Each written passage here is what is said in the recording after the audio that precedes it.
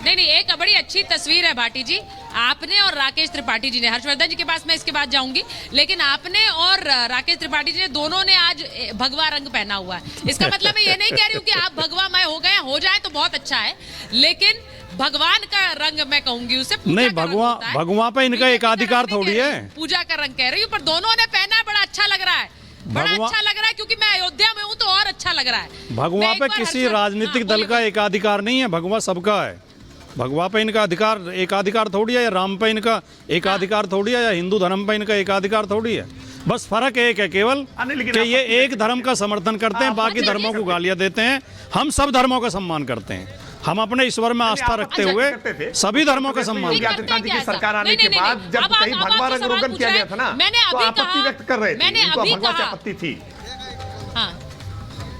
कभी नहीं, कभी नहीं।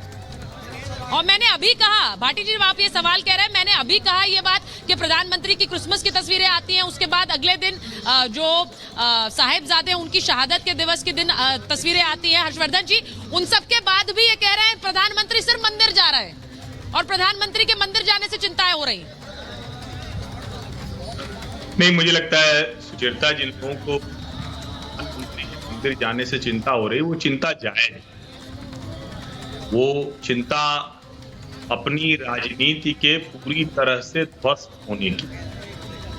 राम मंदिर जिस तरह से भव्य बन रहा है, वैसे उनकी अपनी राजनीति, उसमें किसी पार्टी, किसी राजनीतिक दल, किसी नेता या राम मंदिर के बनने का कोई सीधा संबंध नहीं है।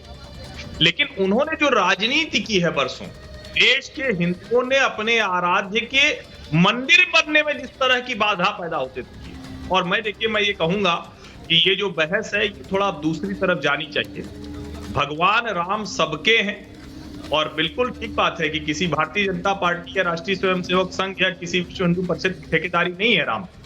लेकिन ये तो सच है ना कि लाठी गोली खाई विश्व हिंदू परिषद और राष्ट्रीय स्वयंसेवक संघ के कार्यकर्ताओं। ये भी सच है कि सरकार गंवाई भारतीय जनता पार्टी ने। यह भी सच है कि कल्याण सिंह थे, कहा हजारों ऐसी सरकारें बलिदान दे दूंगा राम मंदिर के लिए। और दूसरी तरफ वो लोग थे जो गोलियां चलाकर कहते थे कि अभी तो और मर जाते तो कोई दिक्कत नहीं। एक वर्ग था, है अभी, जिसकी नानी को तकलीफ हो जाने लगती है कि अरे कैसे वो होगा। लेकिन देखिए, हमारा देश राम को मानने वाला देश इस तरह श्रेष्ठ भाव में रहता है। मैं उसका एक उदाहरण देता हूं, ये याद रखना चाहिए। बहुसंख्यकों ने कभी भी दबाव इस तरह का नहीं बनाया जो संविधान के बाहर जाए।